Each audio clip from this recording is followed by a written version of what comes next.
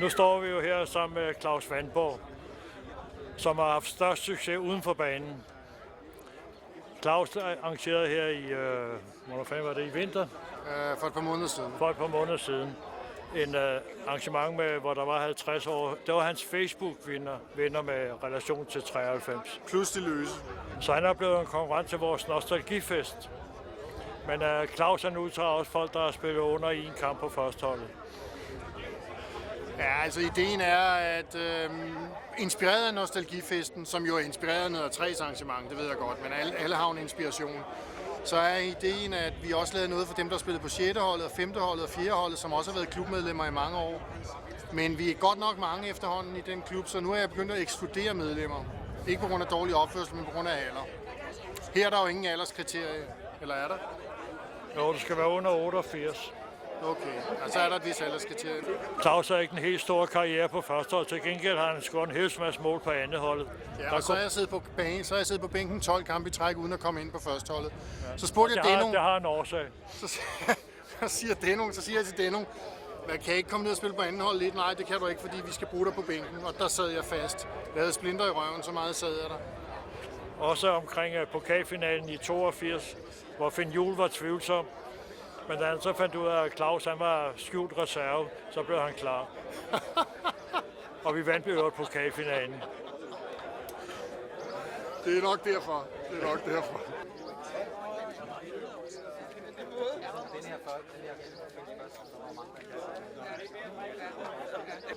Og så er vi i gang. Og så på vejen hjem fra banketten, der havde vi jo fået lidt god rødvin. Og jeg fulgtes med Ove Bæk, som spillede for AB. Ja. Og vi kunne ikke finde nogen taxa.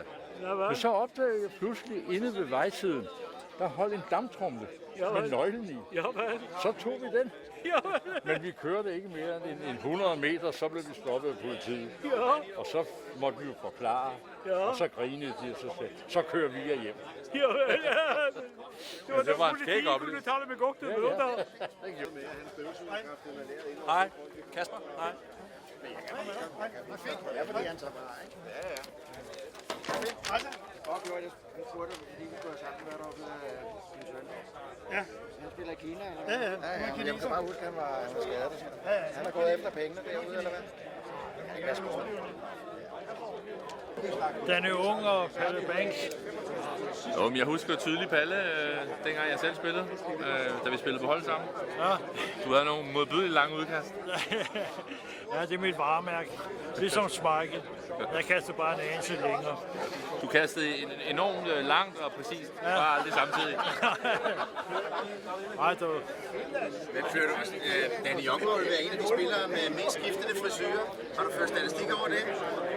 Sidst jeg så ham, det var i 1998, der var han rødhåret. Og så spille mig lidt i form, og så skal jeg måske spille mig på veteranholdet, så du gør det rigtig godt, kan jeg se. Det er jo skide godt. Det er altid så glidsår. Ja, det er det. Jeg savner det. Jeg savner simpelthen at bruge det, jeg har brugt så meget tid på. Og ved du det er også lidt sjovere at spille på et hold, end at spille. Det er det. Fordi hvis du spiller på et firmahold eller et andet sted, ikke? Der er ikke en, der rammer den med. Ikke en, der rammer den med. Det bliver forkert sted. Ja, det ved jeg ikke. Es steht doch hier vorne, mein lieber Freund. 1. Bord 1? Det er det, der er tættest på. Ja. Det er der tættest, når du kommer. Men han skal have hjælp. Og det har han stort set skulle i al den tid, han har eksisteret. Han løb op og ned langs linjen der på venstre side. Kan du huske det? Ja, det kan du tro. Nå, vi sidder nu sammen med to gamle storspillere. Solen skinner, klokken er 16:30. Først har vi Bjarne Eklund, som jo har spillet hav af kampe, mest som højreback. Han løb meget. Han var ikke skide god som tekniker, ved Ole. Og nu må det skal være alt. Ja, han løb meget. Og Bjarne var med i pokalfinalen, juniorpokalfinalen i 1956. Der var du ikke god nok til at komme med. Nej. Jamen, så må jeg da sige, at Jeg var da for gammel. Nej, men Jeg var det der med at løbe. Ole løb jo ikke så meget, men han var teknisk god. Ja, det er jo rigtigt. Og så havde Ole Andersen, prøv lige at fokusere på Ole. Du havde en speciel finte som venstreving. Skal jeg vise den? Ja, hvor du sparker over bolden. Prøv lige at vise den. Der er ingen bold. Du sparker over bolden. Ja. Din far, han var noget over Idrætsparken. Det var Idrætsparken, og han var gammel HK-spiller. Han vandt sågar pokalen med HK i 39, tror jeg. Københavns pokalen hed det dengang. Ja. Nej, så det er jo hyggeligt at være her. Og smukt med ja. Smukt. Han bor, skal vi lige sige, han bor jo i Schweiz, så han er dejligt langt væk fra København. Ole er sådan en rimelig god tegner, kan vi jo godt sige, uden at overdrive. Han har tegnet pokaler for UEFA, og så har han forsøgt at skrive bog om Sepp Blatter. Ikke Blatter, men Platter. Men den røg i retten, gjorde den ikke det? Så den blev ikke til noget? Jo, den kom ud om 14 dage. Nå. Ja. Så kørte I et salg så wait at sige. Den kom ud om 14 dage i hele verden. Og hvad hedder bogen? The Platter. Ikke Platter. Jeg måtte ikke kalde det Platter, for Platter var jo plattenslager. Ja. Det har de fundet ud af på dansk. Så nu kalder jeg det hans navn, Platter. The Platter Cartoons. Så ved man, hvem det er. Og det må vi jo nok indrømme, at Oles streg har jo altid været sjov. Ja. Og vi kan jo stadigvæk huske, at det altid på knæet er der en lille dut. Ja. Og hvis der ikke er det, så er det ikke Ole, der har tegnet. Men dytten var der ikke, der blev født.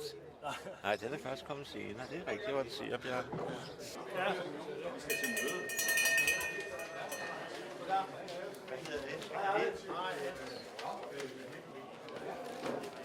Hej Erling. Er det her, vi...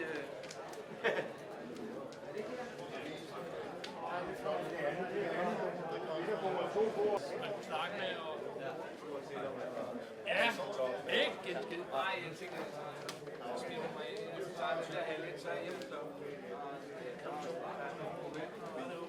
Søren han boede faktisk i overgang i Odense, så jeg var lidt i Odense fra gang. Ja, det er det.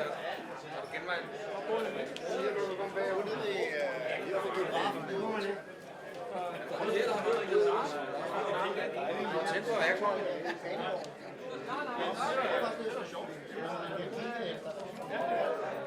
Ja, men jeg var der. Alle dage. Fra onsdag til søndag. Sen aften. Han går lige forbi.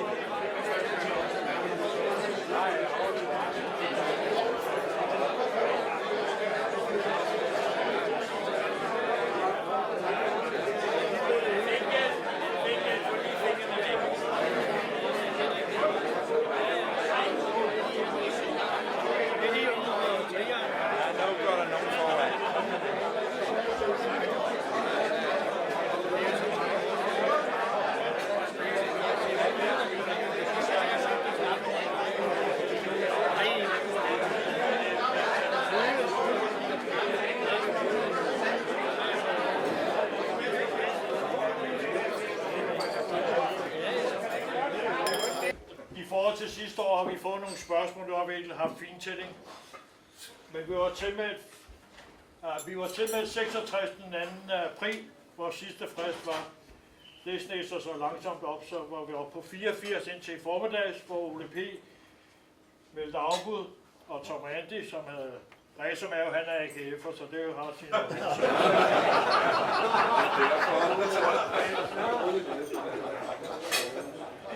Prisen var første år, vi holdt det i 2012, 260 kroner. Sidste år var det 275 kroner. Så mødte jeg Paul Jørgensen, 57 kamper og 0 mål til DBU's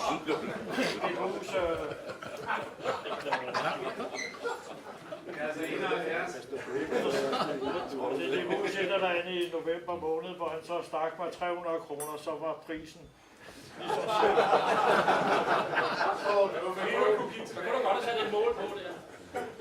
Det vil sige, når vi har 25 års jubilæum i 2037, så vil prisen være med en stigning på 25 om året, 850 kroner.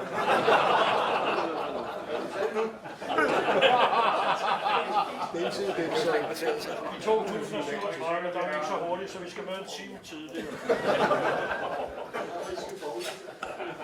De fleste af jer, bortset fra Claus Mortensen, har fået sådan nogle 3 kuponer. Så har vi fået en anonym forespørgsel om om farven, hvad der var forskel på kuponerne. Nogle var blå, og nogle var gule, og der har vi svaret her nu. Det er farven, der er forskel.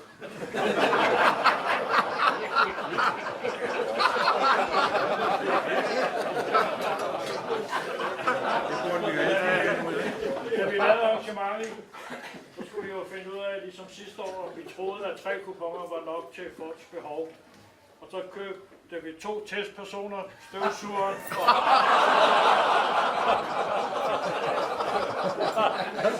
og støvsugeren, som er også mere kendt som frøken Jørgensen, og en, der hedder Finn Jacobsen.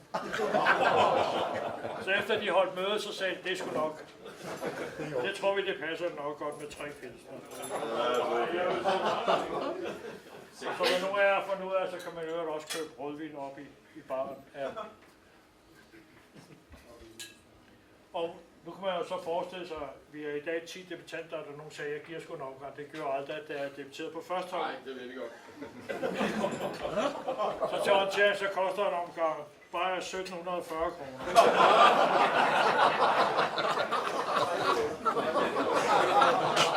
Og hvis man selv skal ind med, så bliver det 1758. Vi har som sagt 82 deltagere. Vi har jo ikke haft fintælling endnu. Vi ved ikke, om der er nogen kuverter ledige åbne. Vi er til sammen 4.968 år. Det giver et gennemsnit på 62 år.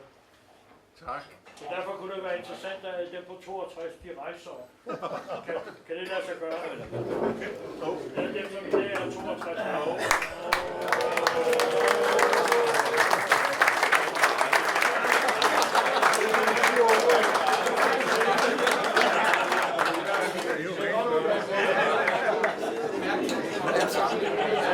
Det viser, at de sagde sammen med problemet. Er du ikke 62, Finn? Vildsø? Jeg vil ikke række mig.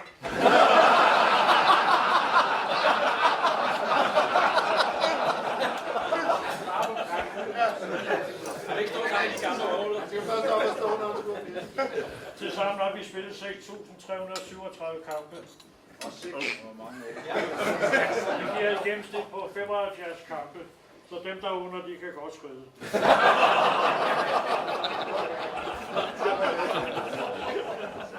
Og så har vi scoret 768 mål, det giver et gennemsnit på 10 mål mere. Vi er os 82 der er 10 debutanter, dem vender vi tilbage til.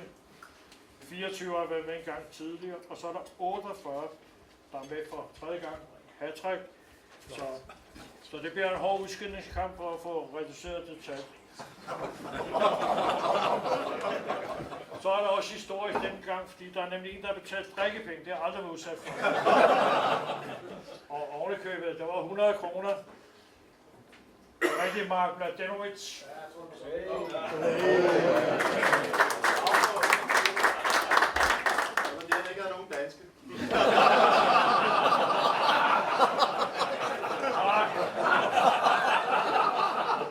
Mark Mladenovic, han er ikke her fra byen. Han har jugoslaviske aner. Det skal ikke komme om til skade. Nej. Årsagen til, at han betalte 100 kroner af drikkepenge, det kan være, at han var vant til det, når han fik noget fra kommunen.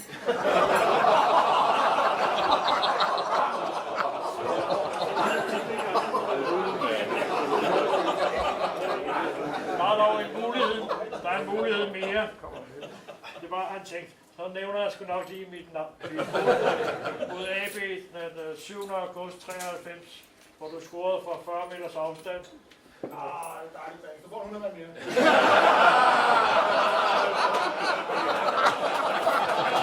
Du får 100 mere. Fra 40 meters afstand kl. 16.27 har vi målt det til. Vi skal så sige, at AB's målmand Thomas Larsen, han fik ikke en stor karriere.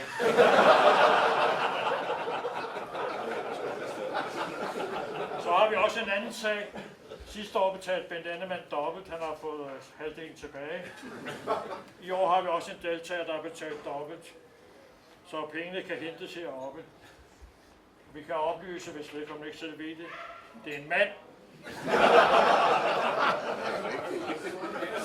Og vedkommende, som nu har 300 til gode, uden han ved det sandsynligvis. Han bor i et postnummer, der slutter med 0. Hvis vi ikke har fået nogen henvendelse om en times tid, så kommer vi med flere oplysninger, så man kan få sine penge. Programmet er i øvrigt, at der er en forret, den er sådan set, den står på bordet. Og hvis der er nogen, der får hævet ankler af laks, det der lakseroulade, så må de vente på hovedretten, som støvsugeren ikke er bestilt. Det er nemlig helt stegt sødmælkskalv.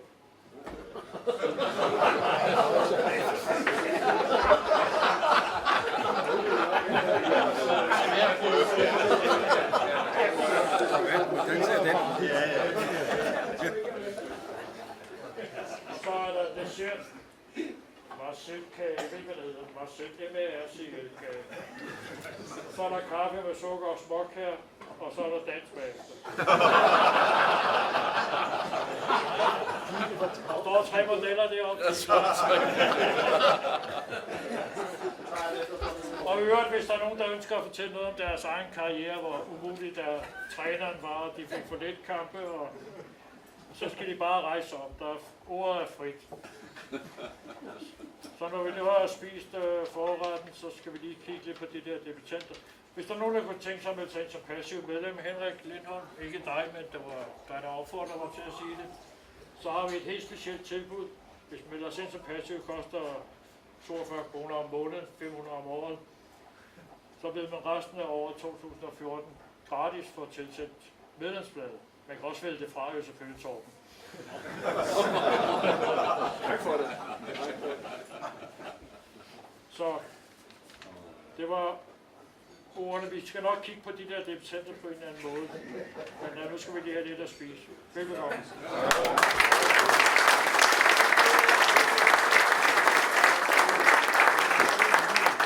Er du sikker på det?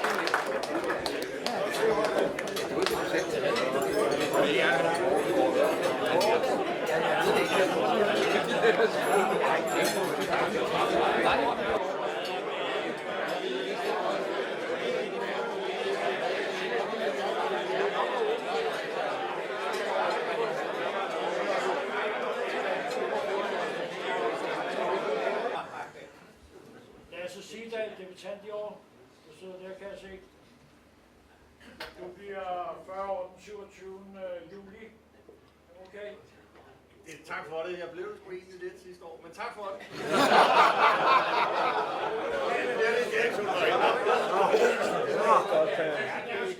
Du bliver 41 den 27.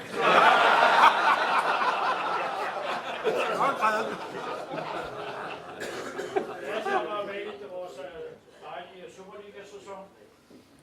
Vi kamp 8 ude på Lyngby. Det er de 2 point. Før det 1-0. Erling var træner. Det var ikke så længe.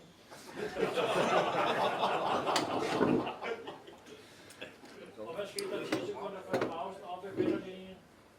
Og der var en fuldstændig unødvendig tackling.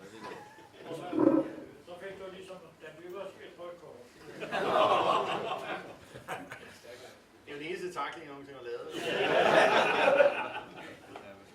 Lasse spillede 83 kampe og lavede 19 mål i 98 til 01. Øvrigt var det Danny Youngs skyld, at vi røg ud af Superligaen. Det var ikke din skyld på grund af den der omsvage tackling. Det var Danny Youngs skyld. Det er det, Danny. Hvis du ikke har scoret 3 mål mod videre, så er det meget der.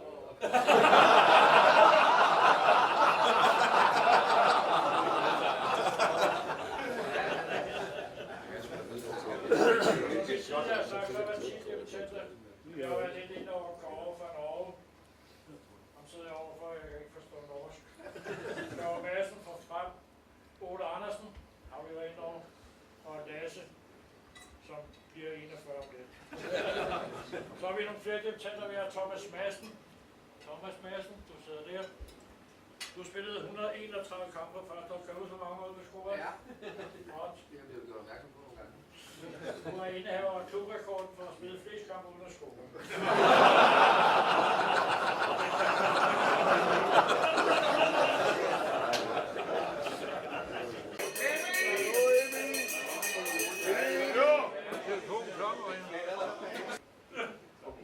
Det er sådan set meningen, det skulle være det legendariske 79 år. Det kalder han Drachmann det. Jeg tror, det skulle være legendarisk. Jeg måtte hente lidt forstærkning af Kjærsgaard i hvert fald. Du var ikke med på 79. Vores spørgsmål er, vi har prøvet at undersøge, hvor legendarisk det nu er. De blev nummer 13 ud af 16 i første. Så det var ikke med. Og til sidst har vi sådan til aftens æresbord. Det er bord 4. Det er her. Der sidder smeden. Smeden fik årets mundkurv i 10 år i træk. Så nu har vi afskaffet det. Så sidder Forsendal, Per Jørgensen. Du spillede 10 år på førsteholdet. Cirka. Bjarne Eklund, Olsen. Og du sidder ikke med det nummer. Storleif, Rønnow, Støvsugeren og ikke mindst Kurt Sejer uden skinner.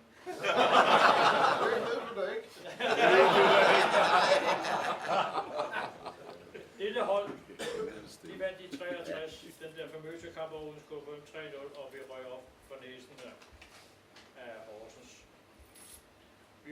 Det markerede vi i november sidste år med 50 år, og der havde vi ovenikøbet også Annemann med Farnholz og Stevesvend og Lempe. Det har vi så ikke i år, men dem skal I hilse med respekt. 63 holdet. Og så vil vi ikke sige mere i dag.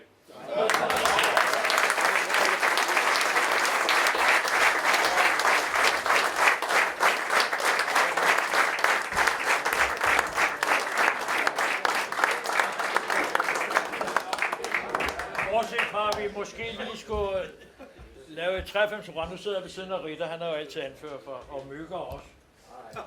Skal vi lave et 93-program? Ja. Skal I op og stå jo?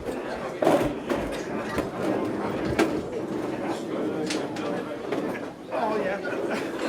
Hvem den er jo hip hip!